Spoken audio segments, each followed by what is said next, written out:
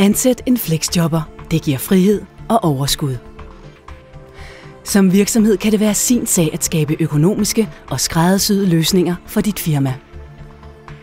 Med den nye flexjobreform får du fordele, der er til at se og mærke.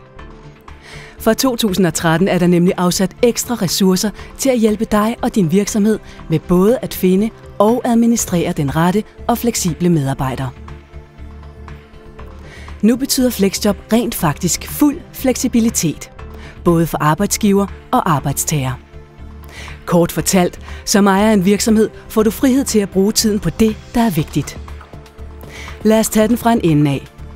Ansættelsen af en flexjobber foregår på ordinære vilkår, blot med præcis det antal timer, du har brug for.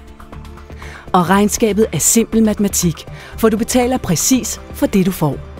Der er ingen øvrig administration eller ekstra omkostninger, for dem tager kommunen hånd om. Flex betyder fleksibel.